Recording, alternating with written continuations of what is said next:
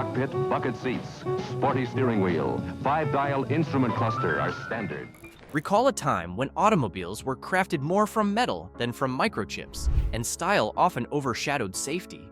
From hood ornaments that could impale to seat belts that clung to the neck, these artifacts once roamed our streets, leaving behind a legacy of both peril and progress.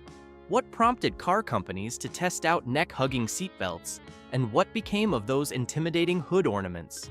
Come along for a nostalgic journey as we explore 13 hazardous old car features that have vanished from our vehicles.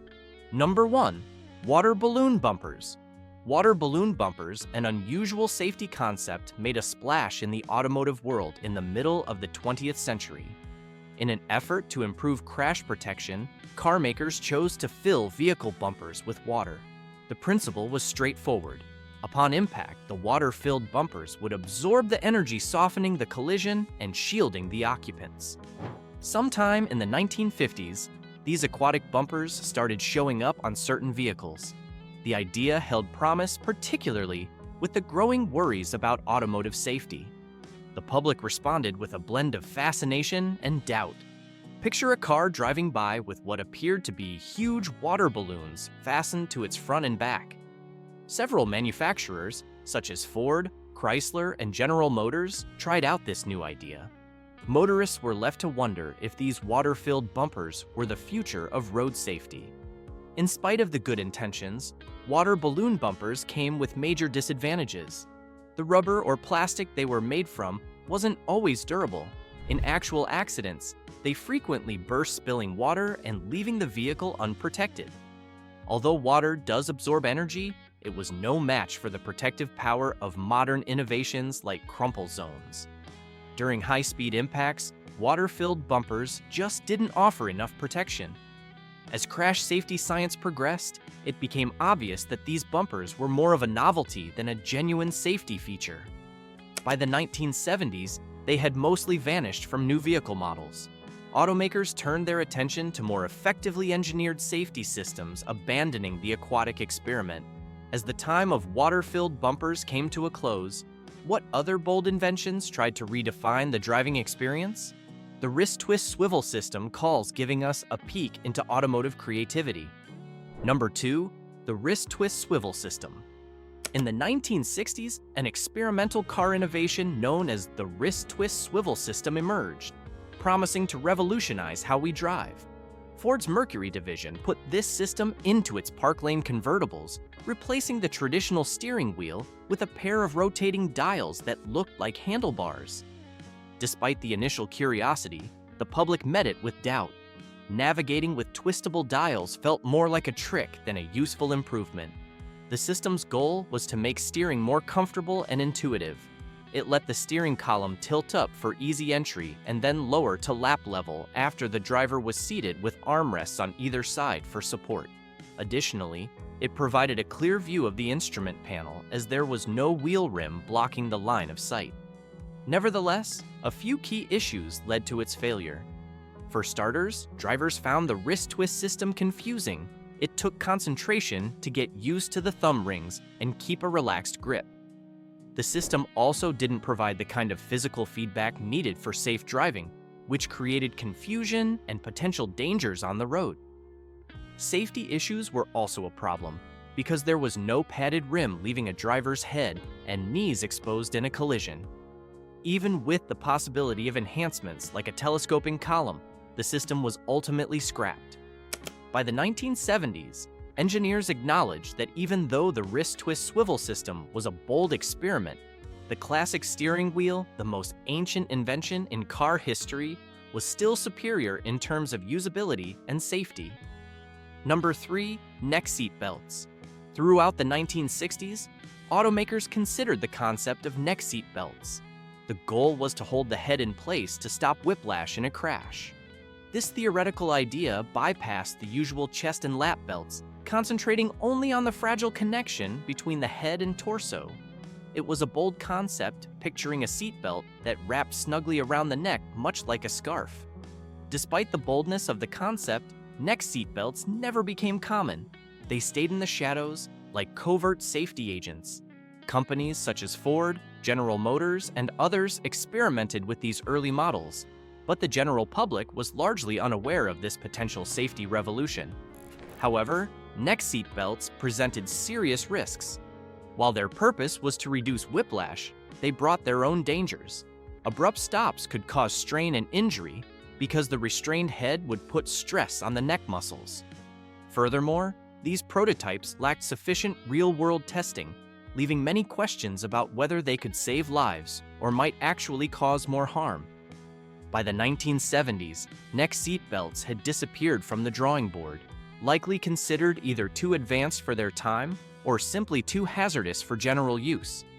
Today, the standard is the chest and lap belt, which leaves the neck free during travel. Now, let's examine how the arrival of non-collapsible steering columns signified a groundbreaking change in car safety. Number 4. Non-collapsible steering columns. Prior to the late 1960s, cars came with non-collapsible steering columns. These were solid shafts that linked the steering wheel directly to the wheels. Even though they had been around since the very first cars, the public generally paid them no mind until accidents began to reveal just how dangerous they were. The inflexible design of these columns created a major hazard for drivers during a crash. Automakers like Ford, Chevrolet, and Chrysler all used these rigid columns in their cars. The main danger came from their lack of give. In an accident, the force of the collision could thrust the steering column backward, which could impale the driver and lead to serious or even fatal injuries. In contrast to today's collapsible columns, these early versions had no way to absorb energy, providing no cushion to lessen the severity of the impact. Reacting to growing safety worries, General Motors made a crucial move in 1967 when it unveiled the first collapsible steering columns. These groundbreaking designs were made to crumple during an impact, drastically lowering the risk of impalement and putting driver safety first. Soon after, other car companies did the same, signaling the end of the age of rigid steering columns as the auto industry adopted safer options. Number 5.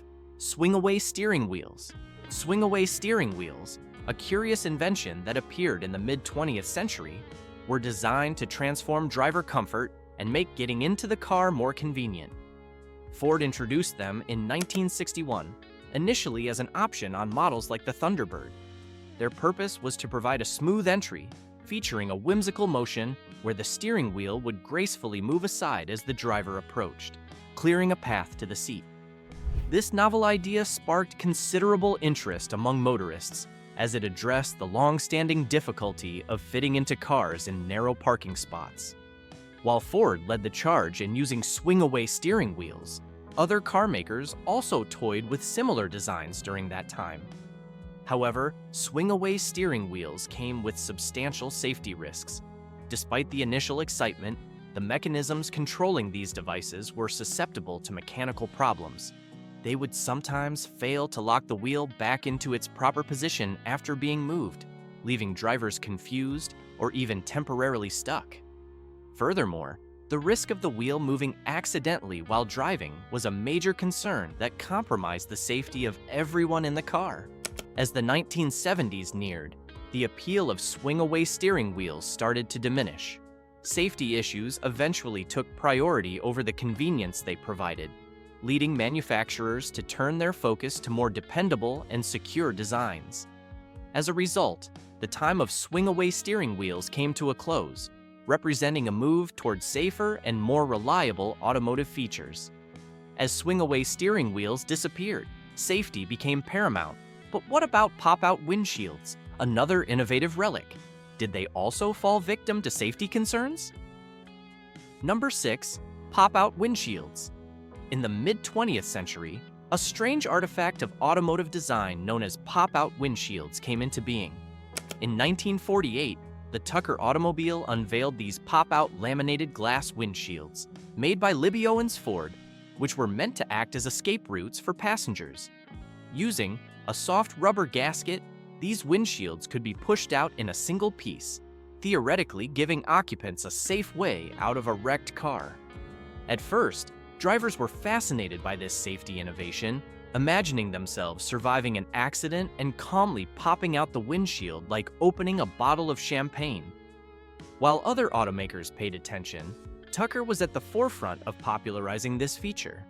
However, like any new invention, it had its own set of dangers. First, in a serious collision, the abrupt ejection of the windshield could launch occupants out of the car, creating a serious risk. Instead of the glass shattering, passengers could be thrown through the very opening meant for their safety, turning them into human projectiles. Despite the early fascination, safety worries began to build. By the 1950s, panoramic curved windshields had taken over, providing better visibility without the danger of being ejected. As safety regulations advanced, the Motor Vehicle Safety Act established new rules that spelled the end for the pop-out windshield. Slowly, these once novel safety features faded into the past, leaving only memories of a quirky but ultimately flawed safety concept. Number 7. Metal dashboards. Metal dashboards, relics of a bygone automotive era, once decorated cars like stern sentinels. In the early years of motoring, dashboards were simple metal sheets that held the necessary gauges and controls. No extra frills, just business. These unforgiving dashboards were as stiff as the cars they were in. Imagine being seated behind a metal dashboard.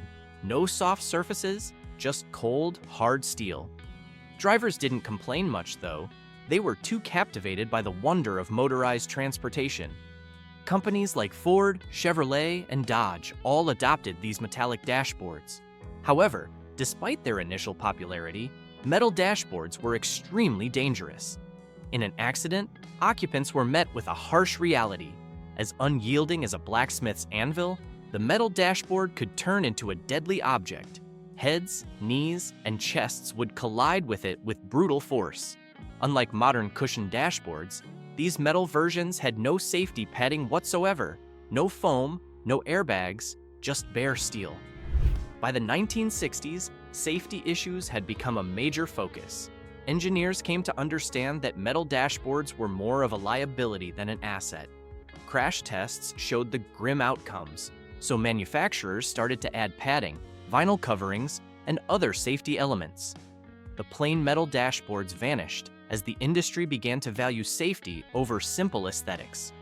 As metal dashboards gave way to safety improvements, what new protective measures awaited drivers after the time of unyielding steel? Let's look at lap seat belts.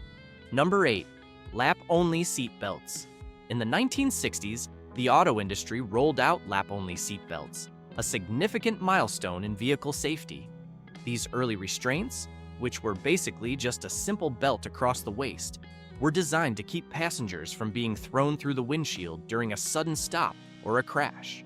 However, the public's reception to these new safety devices was varied. While some drivers and passengers saw them as potential lifesavers, others considered them a bothersome addition to their driving routine. Companies like Ford, Chevrolet, and others were some of the first to provide these simple lap belts in their cars. Despite their purpose, lap belts had serious flaws. They offered no protection for the upper body and head during an impact.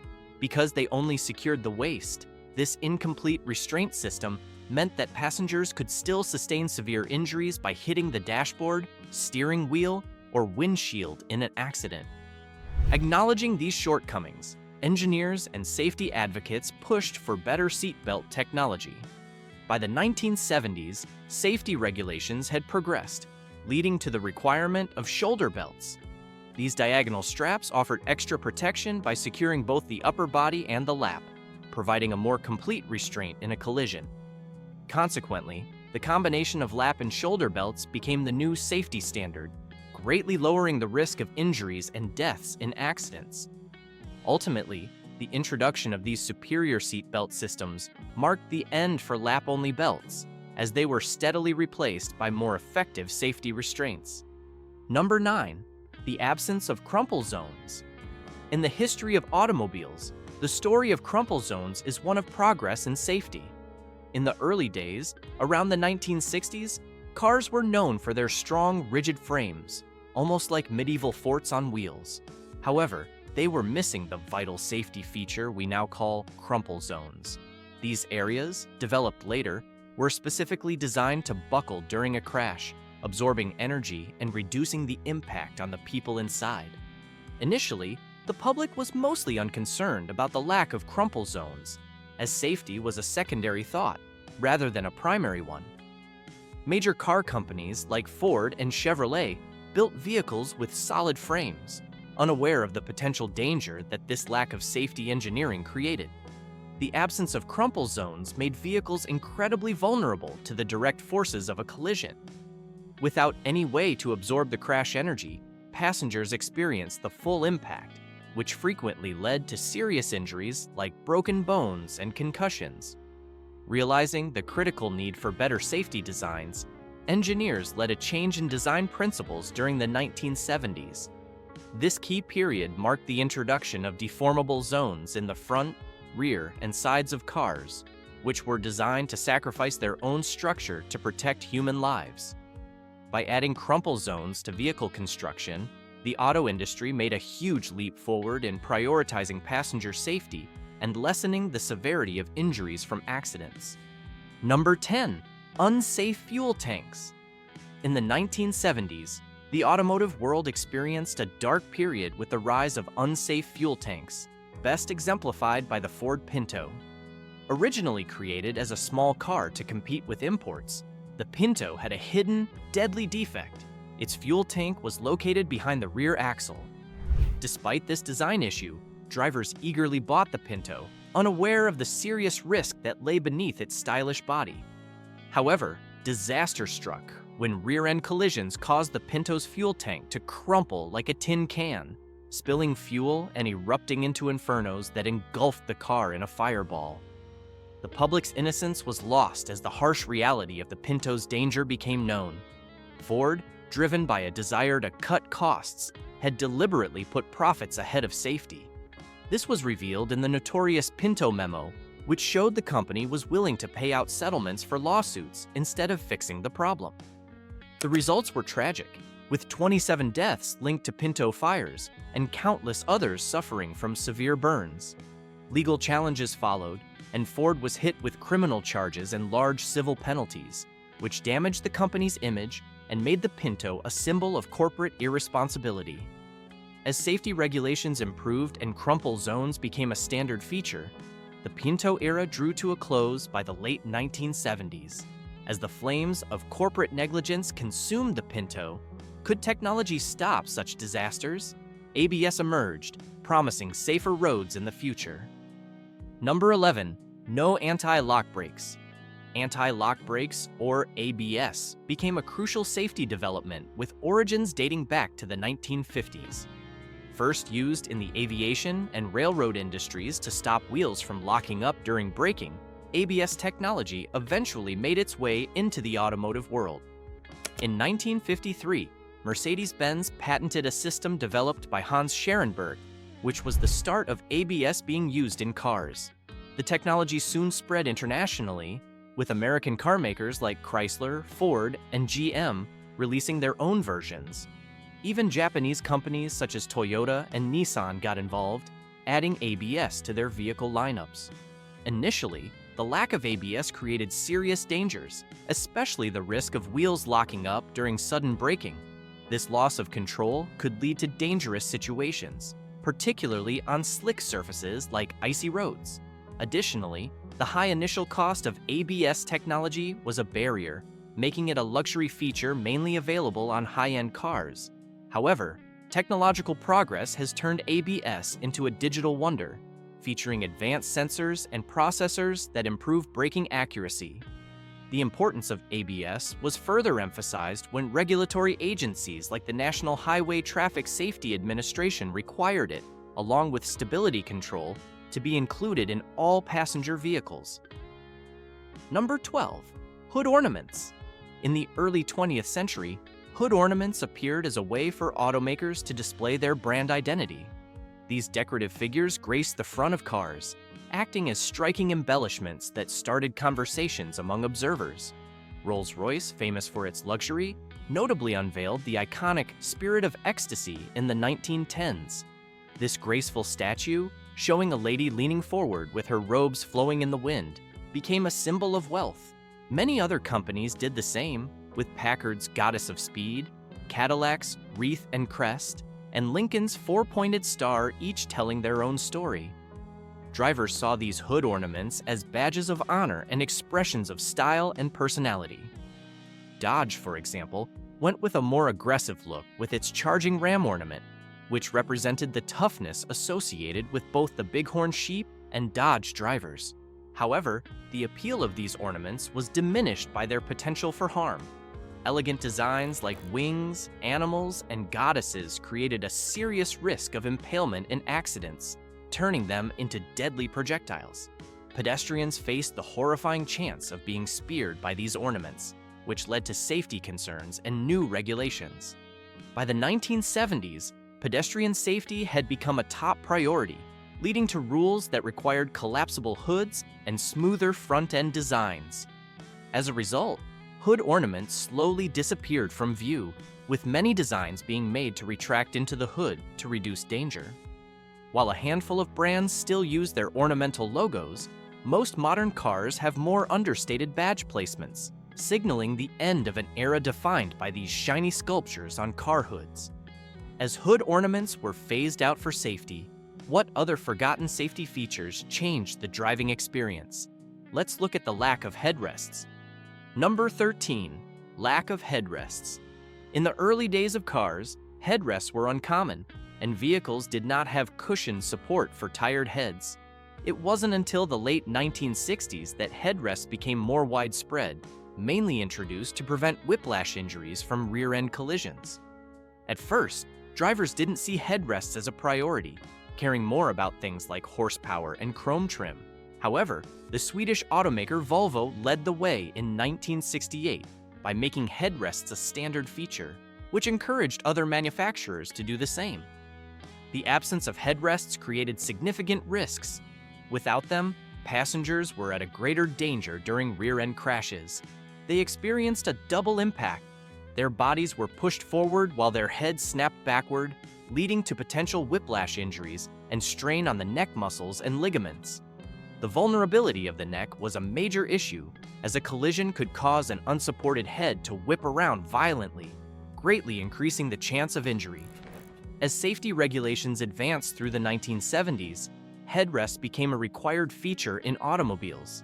They went from being seen as simple comfort accessories to vital, life-saving equipment. Today, headrests are standard in all vehicles, where they effectively support passengers' heads to lower the risk of injury and accidents.